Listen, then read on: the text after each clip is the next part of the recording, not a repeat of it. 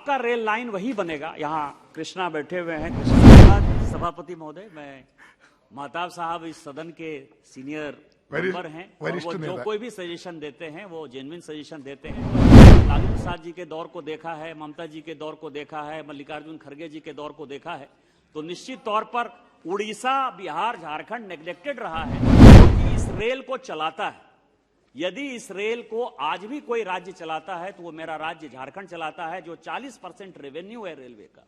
नमस्कार, एक न्यूज 24 देख रहे हैं आप और मैं हूं शकीना सिद्दीकी। देखिए, झारखंड से बीजेपी सांसद निशिकांत दुबे लोकसभा में रेलवे को लेकर बातचीत करते हुए दिखे। उन्होंने रेलवे को लेकर बात किया, कहा कि झारखंड से सबसे ज्यादा रेलवे की रेवेन्यू जनरेट होती है, अप्रॉक्स 40% तक। सुनिए इस वीडियो में क्या कुछ कहते नजर आ रहे हैं Nishikant Dubey. Thank you. Honourable member Shri Nishikant Dubey ji. धन्यवाद सभापति महोदय। मैं इस सदन के सदस्य रेड्डेप्पा नालकोंडा गारी जी के द्वारा प्रस्तुत रिजोल्यूशन के लिए बोलने के लिए खड़ा हुआ। सबसे पहले मैं इस देश के माननीय प्रधानमंत्री जी, जिनके नेतृत्व में देश आगे बढ़ रहा है, और उस नेतृत्वकर्ता के नेतृत्व में जो माननीय रेल मंत्री इस रेल के लिए दिन रात मेहनत कर रहे हैं, उसके लिए मैं अश्विनी वैष्णव जी को ढेर सारी बधाई और शुभकामना देना चाहता हूं। सभापति महोदय, मैं भारत सरकार को इसलिए भी धन्यवाद देना चाहता हूं कि आज तक जो भी रेल लाइन बनता था, स्टेशन बनता था, उसमें एक जो क्राइटेरिया था और जिस कारण से कि 70 साल 75 साल तक यहाँ की जनता परेशान रही कि आपका रेल लाइन वही बनेगा। यहाँ कृष्णा बैठे हुए हैं। कृष्णा बड़े परेशान रहे, जब से ये मेंबर ऑफ पार्लियामेंट हुए हैं तब से वो लगातार कहते रहे कि मेरा रेल लाइन कैसे बनेगा।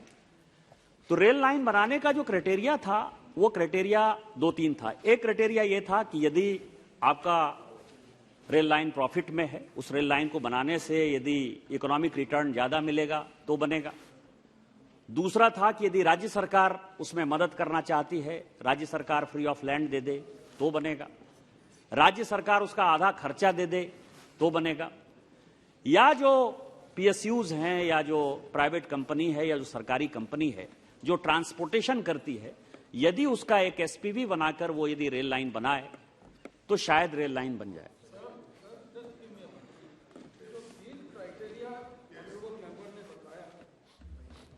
के ऊपर और एक क्राइटेरिया भी है, और वो फर्स्ट क्राइटेरिया है कि अगर मंत्री हमारे स्टेट से हैं और हमारे इलाके से हैं। धन्यवाद sir. You just, Mehtab ji want just to remind honorable MRs from Odisha. धन्यवाद सभापति महोदय। मैं महताब साहब इस सदन के सीनियर मेंबर हैं और वो जो कोई भी सजेशन देते हैं वो जेन्युइन सजेशन देते हैं, और चूंकि हमसे सीनियर हैं कि इन्होंने जो है लालू प्रसाद जी के दौर को देखा है, ममता जी के दौर को देखा है, मल्लिकार्जुन खड़गे जी के दौर को देखा है, तो निश्चित तौर पर उड़ीसा, बिहार, झारखंड नेग्लेक्टेड रहा है। इसीलिए उनकी पीड़ा को मैं समझ सकता हूं। लेकिन आज मैं जिस राज्य से आता हूं, झारखंड, जो कि इस रेल को चलाता है, यदि इस रेल को आज भी कोई राज्य चलाता है तो वो मेरा राज्य झारखंड चलाता है, जो 40% रेवेन्यू है रेलवे का, वो केवल और केवल झारखंड से आता है। झारखंड नेग्लेक्टेड रहा था, लेकिन ये माननीय प्रधानमंत्री जी का सरकार है और अश्विनी वैष्णव जी उसके मंत्री हैं। सबका साथ, सबका विकास, सबका विश्वास, सबका प्रयास, उस आधार पर मैं ये दावे के साथ कह सकता हूं कि वो जो पहला क्राइटेरिया था कि जिस राज्य से रेल मंत्री आते थे, क्योंकि ये उड़ीसा का जो है चंक ले जाना चाहते हैं, अश्विनी वैष्णव जी को याद दिलाना चाहते हैं कि आप उस राज्य के हैं, लेकिन मैं ये कह सकता हूं कि वो क्राइटेरिया खत्म हो गया है। जहां भी आवश्यकता है रेल की, ये सरकार वहां रेल देती है, और उसका सबसे बड़ा जो बेनिफिशियरी है, जिसको कि बेनिफिट मिला है, वो मैं खुद ही। इसीलिए मैं रेल मंत्री जी का, जहां से मैंने अपनी बात खत्म की, कि धन्यवाद देना चाहता हूं कि उन्होंने 150 साल का जो जख्म था इस देश को, ट्रैवल एरियाज में नहीं बनेगा, बैकवर्ड एरियाज में नहीं बनेगा, गरीबों के लिए नहीं बनेगा, ये रेल केवल अमीरों के लिए बनेगा, इकोनॉमिक क्राइटेरिया में बनेगा, जो रेल मंत्री हैं, रेल मंत्री अपने हिसाब से बनाएंगे। फिर कांग्रेस की जो एक भावना थी कि पहले एक बार घोषणा कर दो, दूसरी बार कहो कि लैंड एक्वायर हो रहा है, तीसरी बार कहो कि थोड़ा पैसा इसमें दे दिया, और रेल लाइन जो 25-25, 30-30 साल से नहीं बना। मेरे भी क्षेत्र में सर 1995 में जाफर शरीफ जी ने एक रेल लाइन का जो है शिलान्यास किया था, और रेल लाइन 2022 में पूरा हुआ। आप समझ सकते हैं कि 27 साल 28 साल हो गया। तो मैं आपको बताऊं कि उसके लिए ये क्राइटेरिया भारत सरकार ने चेंज किया है, और ये तय किया है कि अब हम इकोनॉमिक रेट ऑफ रिटर्न के आधार पर नहीं, केवल और केवल बैकवर्ड इलाके में भी यदि मुझे रेल लाना है और रेल की आवश्यकता है, तो उसको पीएम गति शक्ति के तौर पर रेलवे अपने फंड से पैसा देगी, और जिसके लिए माननीय वित्त मंत्री ने जो है 2,40,000 करोड़ का इतना बड़ा फंड दिया, जिसमें 75,000 करोड़ रुपया तो नए रेल लाइन के लिए दिया है। तो मैं भारत सरकार का, माननीय वित्त मंत्री जी का और माननीय रेल मंत्री जी का आभार प्रकट करना चाहता हूं, जिसके कारण मेरे इलाके में जो गोड्डा, जहां की कभी सोचा था नहीं लोगों ने, आजादी के 75 साल बाद रेल नहीं मिला, वहां अब रेल लाइन जो है बनना शुरू हुआ है, और 1451 करोड़ रुपया जो है उन्होंने उसी पॉलिसी के तहत दिया है। इसके लिए मैं धन्यवाद देना चाहता हूं। सर, जो ये रिजोल्यूशन है, ये रिजोल्यूशन बड़ा अच्छा रिजोल्यूशन है। इस देश में तकरीबन 8,500 रेलवे स्टेशन, और 8,500 रेलवे स्टेशन की जो स्थिति है, और ये स्टेशन पे गंदगी, रेलवे ट्रैक पर गंदगी, झुग्गी झोपड़ी का बसेरा, और आप जो है आधा घंटा 45 मिनट बढ़िया से किसी भी रेलवे स्टेशन पर खड़े नहीं हो सकते थे। ये 2014 के पहले की स्थिति थी, चाहे इसको आप अच्छा मानना चाहें मानना, बुरा मानना चाहें बुरा मानना।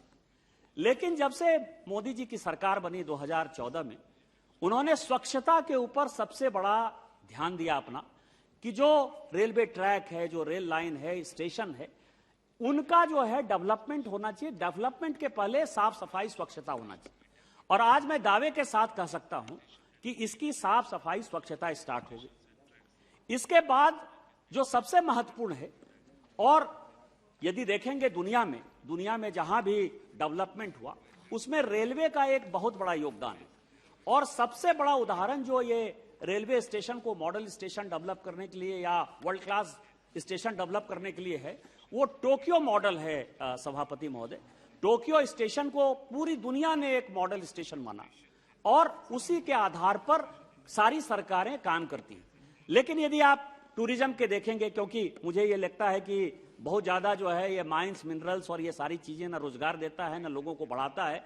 यदि शहरों के डेवलपमेंट को यदि आप देखेंगे, चाहे सिंगापुर डेवलप हुआ हो, चाहे लंदन डेवलप हुआ हो, चाहे पेरिस डेवलप हुआ हो, चाहे स्विट्जरलैंड डेवलप हुआ हो, उसमें जो है रेल का और टूरिज्म का बड़ा सामंजस्य है। कि जो टूरिस्ट जाते हैं, टूरिस्ट पैसा खर्चा करते हैं, और वो टूरिस्ट का सबसे बड़ा मोड जो ऑपरेशन है या ट्रांसपोर्टेशन है, वो रेलवे है, जो हमारे यहां उसको लैग हुआ। अभी भी इस देश में 400 ऐसे स्टेशन हैं जो कैटेगरी 1 के हैं या ए कैटेगरी के हैं, जहां पैसेंजर की सबसे ज्यादा आवाजाही है। और ये वो स्टेशन है सर, जो कि बड़े शहरों में, दिल्ली में है, मुंबई में है, कलकत्ता में है, चेन्नई में है, बेंगलोर में है। और दूसरा क्राइटेरिया वो है जो दर्शनीय स्थल है, जो टूरिस्ट स्पॉट है, जहां की लोग जाते हैं। और तीसरा ये है कि धार्मिक आधार पर जो टूरिस्ट जाते हैं, उसमें से तकरीबन 400 स्टेशन थे।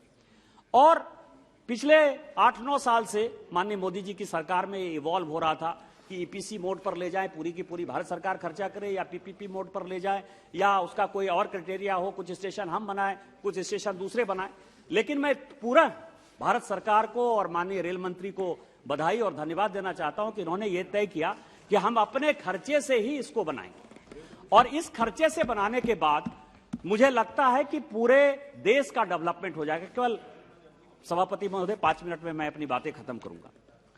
लेकिन तो सुना आपने निशिकांत दुबे को किस तरह से झारखंड से हो रहे रेलवे रेवेन्यू को प्रेजेंट करते हुए नजर आ रहे हैं लोकसभा में। उन्होंने कहा है कि 40% से ज्यादा रेलवे रेवेन्यू झारखंड से जनरेट होती है। इस तरह की तमाम अपडेट्स के लिए जुड़े रहे हमारे साथ। अगर आपने अभी तक चैनल को सब्सक्राइब नहीं किया है तो अभी सब्सक्राइब करें और फेसबुक पेज को फॉलो करें। धन्यवाद।